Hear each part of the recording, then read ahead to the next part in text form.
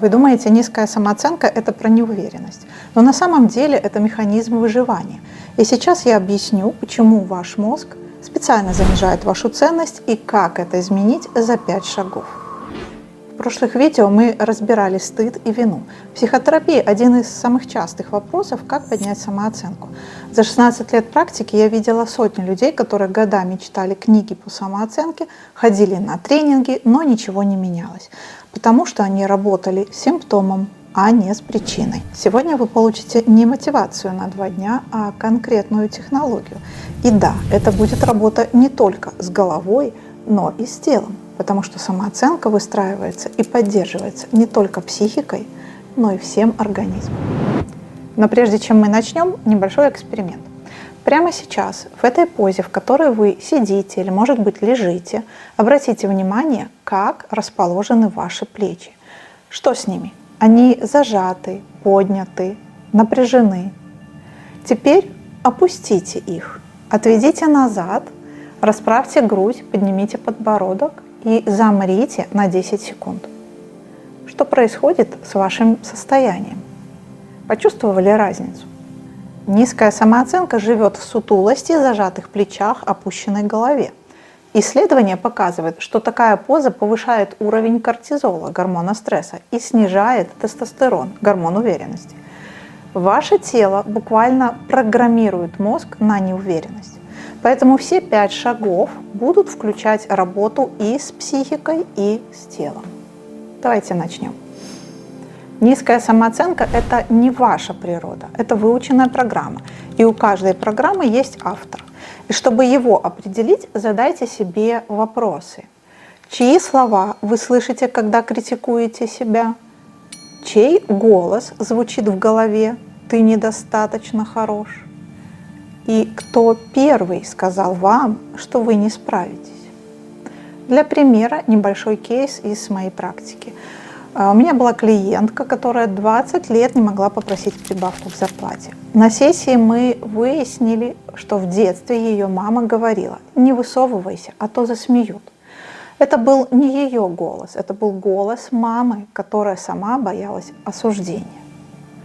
Когда вы поймете, что внутри вас звучит чаще всего чужая программа, то у вас появится выбор – оставить ее или переписать.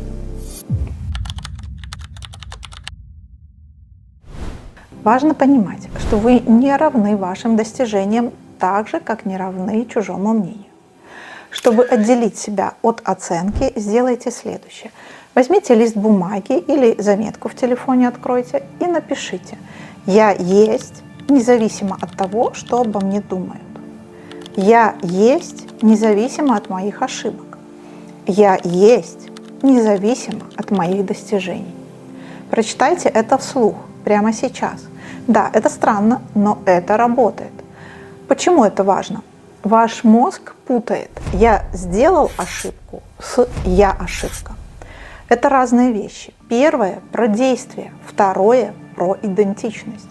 Когда вы разделяете эти понятия, самооценка перестает зависеть от внешних факторов.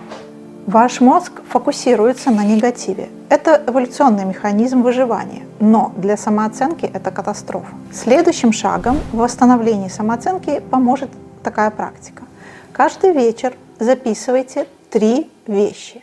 Что я сегодня сделала хорошо, даже если это мелочь, где я был или была на своей стороне, и что бы я отметила в себе, если бы смотрела глазами друга.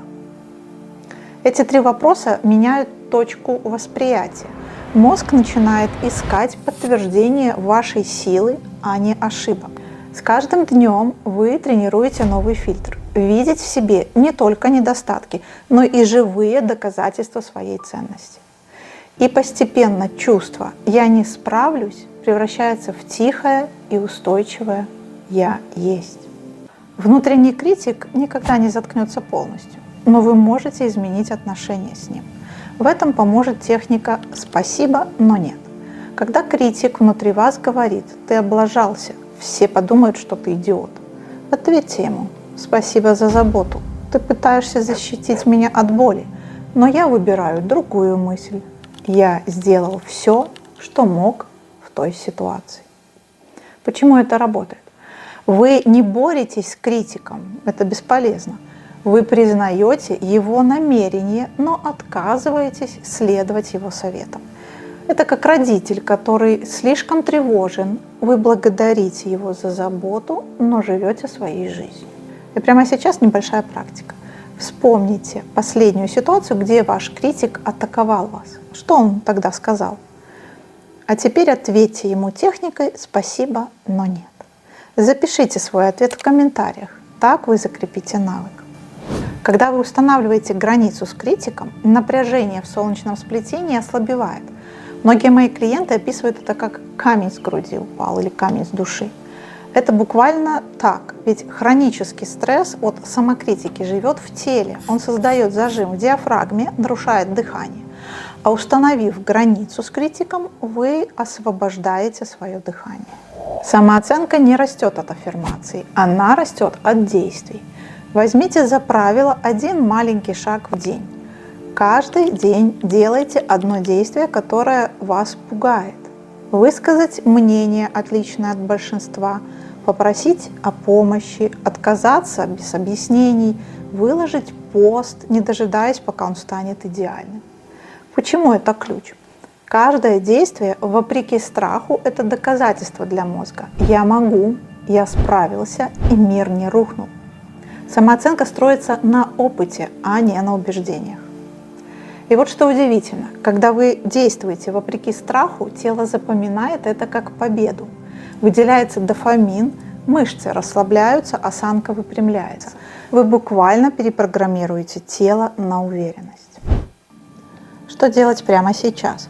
Не закрывайте это видео и не говорите потом. Прямо сейчас откройте заметки в телефоне, напишите ответ на вопрос, чей голос звучит, когда вы себя критикуете. Напишите первую запись в дневник доказательств, что вы сделали хорошо сегодня. И напишите в комментариях «начал» или «начала». Просто это слово. Это ваш публичный контракт с собой.